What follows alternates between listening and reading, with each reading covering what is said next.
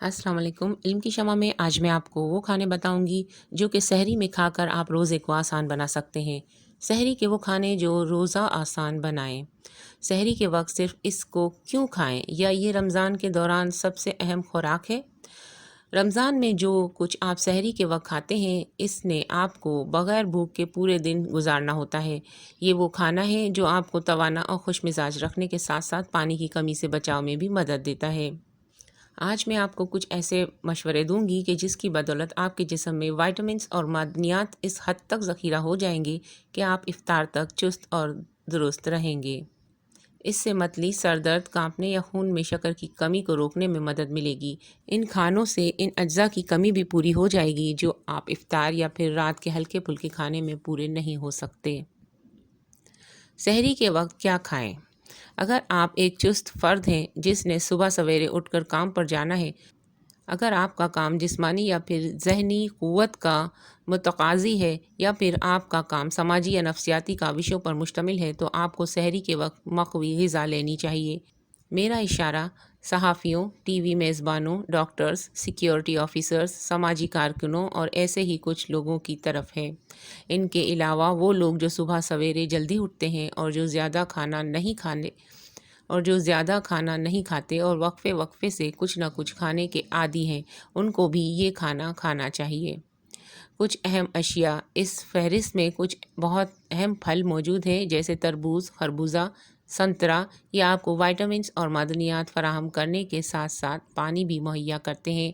اس طرح اناج پر مشتمل اشیاء جسم میں فائبر بڑھاتی ہیں اور قبض سے بچاتی ہیں۔ جو سالم، گندم روٹی، چوکر، مکئی کی روٹی اور چاول کا کیک اس کی مثالیں ہیں۔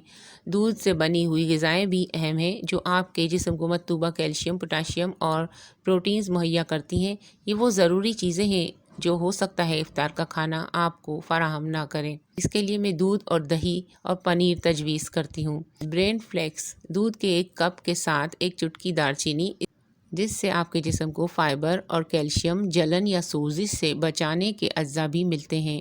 کیلے اور بادام پر مشتمل مکھن سے آپ کے جسم کو پروٹین، پوٹاشیم اور فائبر ملے گا۔ گندم کے ان چھنے آٹے کی روٹی، پنیر اور کھیرے کے ساتھ۔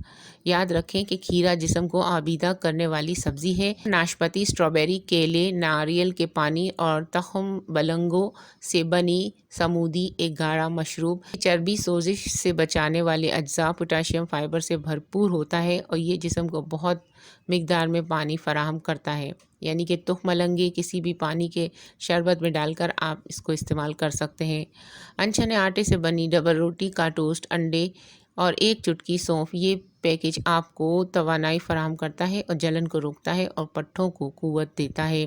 مرغی کا گوشت، زیتون کا تیل اور ٹماٹر پر مشتمل خوراک بھی بہت بہترین صحت ہے اور یہ خلیوں کے تخلیق نو اور آبیدگی کے عمل کو بڑھانے کے اجزاء بھی رکھتی ہے۔ اپنے کھانے کو مختلف مقوی اجزاء پر مشتمل رکھیں۔ سحری کے وقت صحت مند کھانے کی مختلف مثالیں موجود ہیں جس میں کچھ کا تذکرہ ابھی میں نے کیا ہے۔ خیال رکھیں کہ کسی ایک کھانے تک محدود ہو کر نہ رہ جائیں، اس طرح آپ بور ہو سکتے ہیں۔ ضروری ہے کہ بتائے گئے معیار کے مطابق ان کو تبدیل کرتے رہیں۔ میٹھی اور چینی سے بنی ہوئی چیزوں سے دور رہیں کیونکہ یہ پورا دن آپ کو بھوک میں مبتلا رکھیں گی، اور اسی طرح خاص طور پر سحری کے وقت بھی بہت زیادہ نمکین چیزوں سے دور رہیں جیسے اچار یا نمکین گری دار میوے وغیرہ۔ ان کے استعمال کے بعد آپ پورا دن پیاس محسوس کریں گے۔ اپنے کھانے کو چھوٹا یا کم رکھیں۔ اس معاملے میں معیار کو مد نظر رکھیں نہ کہ مقدار کو۔ امید ہے آپ کو یہ ویڈیو پسند آئی ہوگی۔ پسند آئی ہو تو لائک شیئر ضرور کریں تاکہ آپ تمام لوگ اس سے فائدہ اٹھائیں اور آپ صدقہ جاریہ میں شامل ہو جائیں۔ بہت بہت شکریہ۔ اللہ نگہبان۔